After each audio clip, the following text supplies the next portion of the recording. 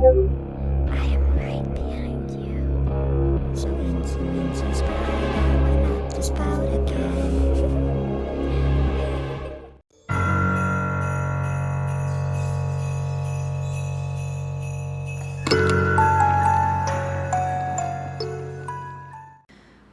Oi, gente! Sejam bem-vindos ao meu canal. Se você é novo por aqui, eu costumo falar sobre casos criminais reais nas quartas. E em alguns domingos eu falo sobre outras histórias.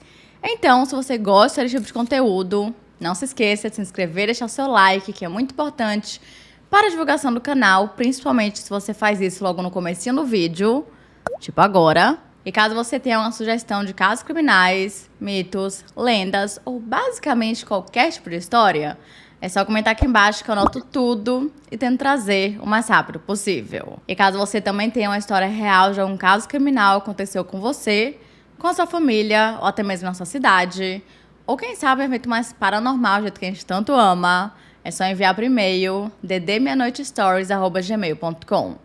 Porque quem sabe a sua história pode ser contada no nosso próximo episódio, ou depois da meia-noite. E como estamos aqui em um depois da meia-noite, que não está sendo depois da meia-noite, e ele está sendo com contos do Creepypasta, chega de blá blá blá, e vamos para o conto de hoje.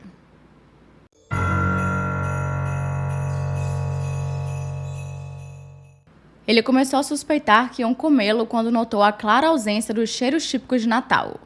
Talvez não tenha sido um pensamento consciente, pelo menos não um que tivesse sido totalmente compreendido. Mas havia uma crescente inquietação dentro dele. De alguma forma, ele simplesmente sabia. Certamente, se uma família o convidasse para o jantar de Natal, a casa estaria cheia de maravilhosos aromas associados a essa festa anual. Suculento peru assado, legumes caramelizados, talvez o aroma do vinho quente ou de um pudim de Natal coberto de conhaque. Mas não. Tudo isso estava ausente. No entanto, a mesa estava posta. Foi um Natal particularmente sombrio, e enquanto a neve era frequentemente bem-vinda naquela época festiva do ano, o frio penetrante e a geada que pareciam sabotar tanto as casas quanto os corpos de seus moradores não eram bem-vindos. A temperatura despencou no dia 7 e não havia sinal de qualquer alívio em breve. As famílias tentaram, como puderam, se reunir, mas para muitos será um Natal solitário. Viajar, especialmente para os idosos, era quase impossível com medo de escorregar no gelo. Uma queda seria suficiente para um quadril ou ombro quebrado, e para os mais frágeis entre eles, recuperar-se de tal lesão não era tarefa fácil. Certamente não tão fácil quanto seria para os mais jovens. A família Cardinal tinha pena de um senhor idoso que havia se mudado recentemente para o bairro, apenas algumas ruas de distância. Eles eram uma estirpe digna e participavam de uma iniciativa local de ajuda domiciliar, passando tempo com os idosos e vulneráveis. Todos os conheciam e os amavam. Timmy era o mais novo, um menino de apenas 5 ou 6 anos. Era uma criança pela qual todos nutriam grande adoração, nunca reclamava, nunca causava problemas, sempre adorável. E sua irmã de 10 anos, Camila, era igualmente admirada. Ambos eram testemunho das habilidades parentais amorosas e acolhedoras de Ben e Lucy Cardinal. A cada ano, quando o inverno frio chegava, a família Cardinal era admirada por sua dedicação e compromisso com aqueles ao seu redor. Sua paixão, quase zelo, por ajudar os menos afortunados. Mas, por trás dos sorrisos e da fachada superficial de uma família amorosa, espreitava um propósito muito mais sinistro. Eles tinham uma tradição a cada ano. Uma forma de se recompensar por sua bondade e generosidade.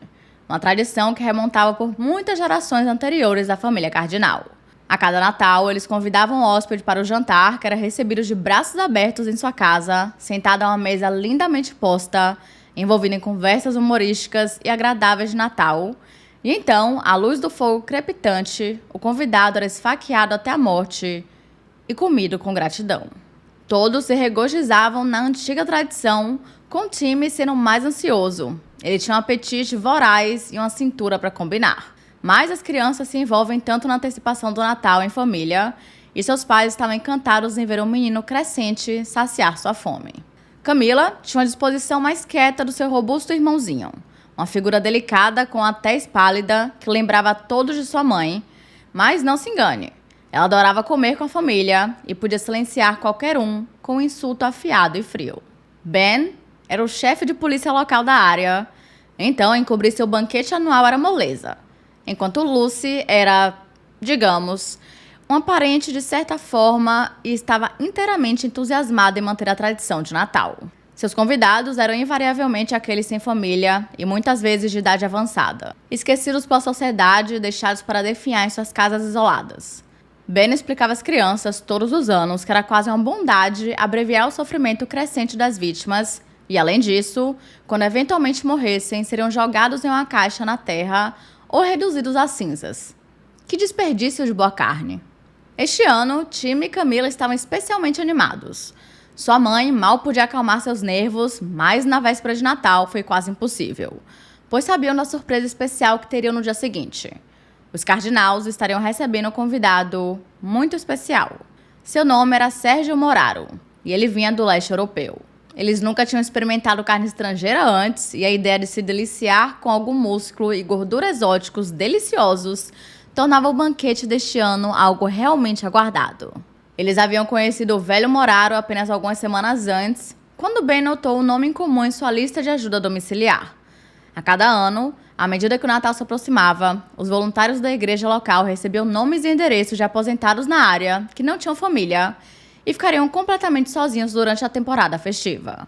Naquela época festiva do ano, e preocupados que muitos dos residentes mais frágeis pudessem sucumbir ao frio intenso, membros do comitê da igreja visitariam cada um desses indivíduos solitários e ofereciam um ouvido amigo, uma mão amiga e, frequentemente, alguma comida substancial aos pobres da lista.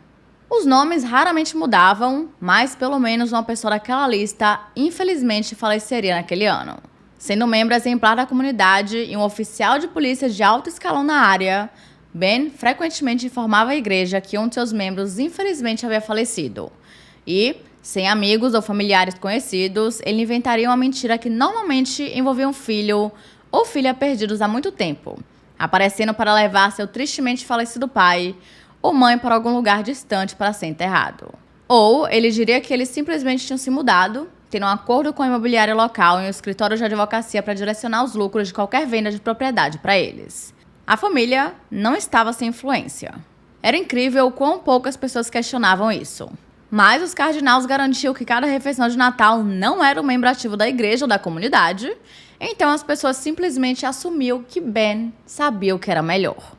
Este ano, os Cardinals estavam esperando convidar Lucy Rendridge para o seu canto de cisne natalino, mas infelizmente ela havia falecido durante o verão. Ben investigou e suspeitou que um intruso estivesse dentro da casa com ela no momento de sua morte, mas parecia que as causas foram naturais. Não, a família teria que ter alguém diferente para o jantar. Então, o nome apareceu na lista. Sérgio Moraro, 86 anos de idade. Leve efizema, sem família, não conhece ninguém na área já que se mudou recentemente. Ben encontrou o Sr. Moraro uma verdadeira maravilha. Embora ele estivesse obviamente muito frágil, sua mente ainda estava afiada, e ele presenteou Ben com inúmeras histórias coloridas sobre o velho país e as aventuras que teve na plenitude da juventude.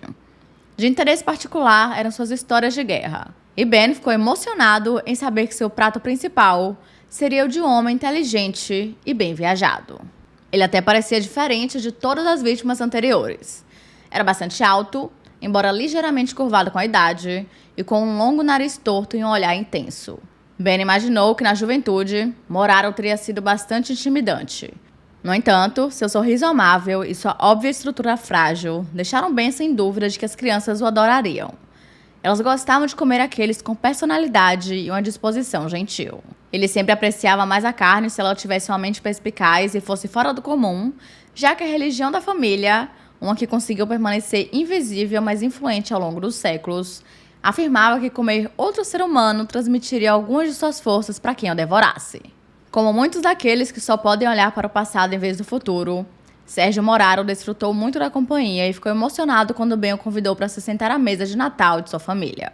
O velho estava extremamente frágil e precisava da ajuda tanto de Ben quanto de Camila para ajudá-la a entrar e sair do carro de Ben e depois entrar na casa. Seu efizema estava particularmente ruim naquele dia, já que cada passo era acompanhado pelos sons sibilantes e cheios de líquido dos pulmões lutando. Cada cômodo da casa cardinal estava decorado com a seleção multicolorida de decorações de Natal um tanto grosseiras, com inúmeros cartões enfeitados, todas as mesas visíveis e lareiras mostrando quão populares Ben e sua família realmente eram. A mesa estava lindamente arrumada com um pano vermelho sobre um elegante conjunto de jantar creme. O velho descobriu que o restante da família de Ben era tão agradável e cordial quanto ele. Tim e Camila eram gentis e se comportavam muito bem para a idade deles, ajudando o frágil velho a se sentar com cuidado e depois o servindo, reabastecendo sua bebida enquanto a mãe e o pai dele se ocupavam na cozinha. Finalmente, Lucy apareceu carregando um enorme prato no centro. Era incomumente grande, e enquanto ela o colocava no meio da mesa, vazio e sem comida, o velho Moraro captou um olhar no rosto de Lucy. Foi breve, e ele imediatamente tentou descartá-lo como produto de sua imaginação, mas isso o perturbou profundamente. Era como se uma piada privada tivesse passado entre os olhos de Lucy e seus filhos. Um lampejo de um sorriso, e não um de bondade ou espírito natalino, mas sim um que se assemelhava ao lado de um bullying conspirador. Como se Sérgio fosse o destinatário inadvertido de uma brincadeira pouco saudável, esperando ser ridicularizado. Assim que o desconforto começou a diminuir, Ben apareceu com a grande faca de corte regular e um longo garfo de 2 dentes, que lembrava mais a implementação de um açougueiro do que aquele necessário para cortar um peru de bom tamanho. Um peru que se tornou cada vez mais evidente pela sua ausência. Eles ficaram lá sentados alegremente, fazendo perguntas a Moraro, e depois ouvindo as histórias e respostas sobre sua vida, onde ele havia morado, quantas batalhas ele tinha lutado. Mas o interesse e a preocupação pareciam de alguma forma distantes. Era superficial. Cada vez que o hóspede mencionava o velho país, os mesmos olhares carregados de conspiração eram trocados pela mesa, como se animados, não pelo conteúdo das histórias, mas pelo simples fato de que Moraro era um estrangeiro. A ausência não apenas de comida, mas da mera menção dela já era inquietante o suficiente. Mas o que era mais desconcertante era que Ben repetidamente lançava olhares para um relógio antigo que estava sobre a lareira. Olhares mal escondidos que traíam seu propósito. Ele estava contando os minutos para algum evento. Embora o velho não tivesse ideia do que era esse evento, a certeza era aparente de que não estava relacionado a nada cozinhando no forno da cozinha. Moraro sabia que simplesmente não havia comida sendo assada, grelhada ou mesmo esfriando em uma janela próxima.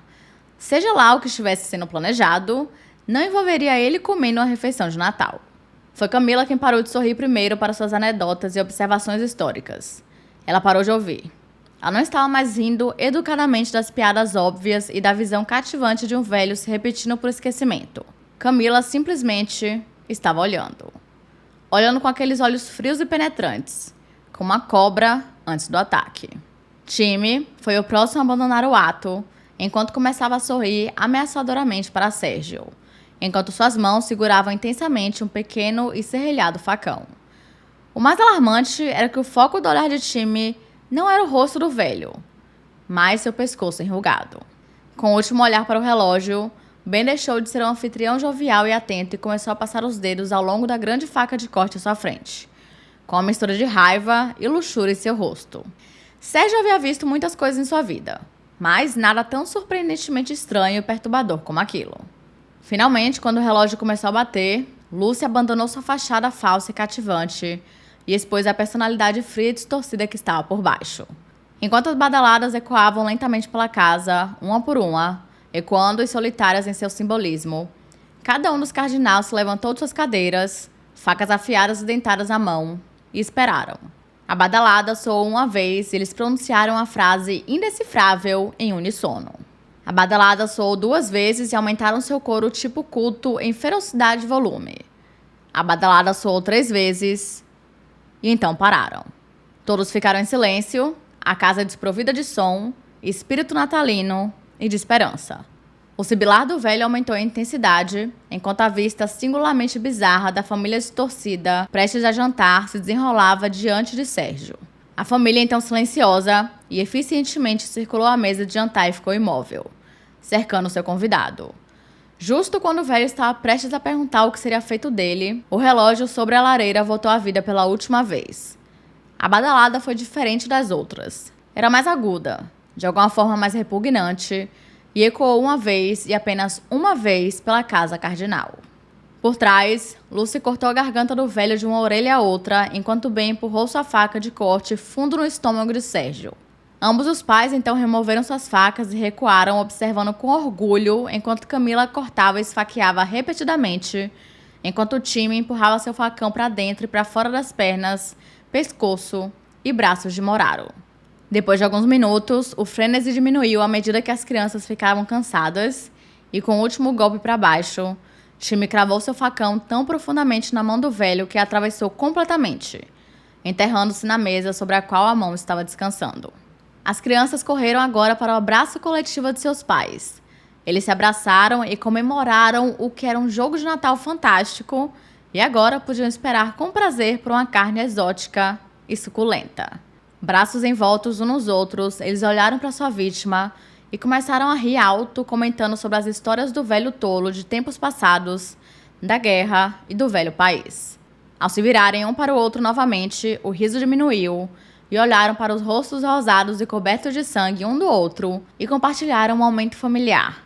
Aquilo havia sido um dos sacrifícios favoritos de Ben. Mas o riso não havia cessado completamente. Uma pessoa ainda ria alto. A confusão se transformou em horror absoluto quando a verdade bizarra se revelou. Era o Sr. Moraro. Sentado coberto de sangue, com a cabeça inclinada para trás e o corte profundo em sua garganta bem aberto, o convidado do jantar ria alto e forte. Uma risada que era ao mesmo tempo jovem e velha. Sua cabeça se inclinou para frente enquanto ele puxava o facão de mão de Time, deixando-o cair no chão. Camila gritou enquanto Lucy se escondeu atrás de Ben. O que eles pensaram ser um cadáver agora os encarava, como eles o haviam encarado com um propósito singular. Time começou a se urinar e chorar quando duas presas previamente retraídas surgiram através da gengiva superior do velho, revelando um sorriso serrilhado e aterrorizante. Enquanto ele se levantava, Lucy desmaiou, e com a curvatura e idade agora desaparecidas, o convidado dos cardinais pairava alto e sombrio diante deles. Seus olhos penetrantes contando histórias de países, décadas e séculos de existência. Sérgio Moraro comeu bem naquele Natal. E é isso, gente. Esse foi o conto/relato do Creepypasta de hoje. Espero que vocês tenham gostado. Se vocês gostaram ou gostam desse conteúdo em geral, não se esqueçam de se inscreverem e deixarem o seu like, que é muito importante para a divulgação do canal. E caso vocês tenham uma sugestão de casos criminais, mitos, lendas ou basicamente qualquer tipo de história, é só comentar aqui embaixo que eu anoto tudo e tento trazer o mais rápido possível. E caso você também tenha alguma história real de um caso criminal que aconteceu com você, com a sua família ou até mesmo na sua cidade, ou quem sabe um evento mais paranormal, do jeito que a gente tanto ama, é só enviar por e-mail ddmeanoitestories@gmail.com. Porque quem sabe a sua história pode ser contada no nosso próximo episódio, depois da meia-noite. Então é isso. Até sexta com o nosso caso semanal.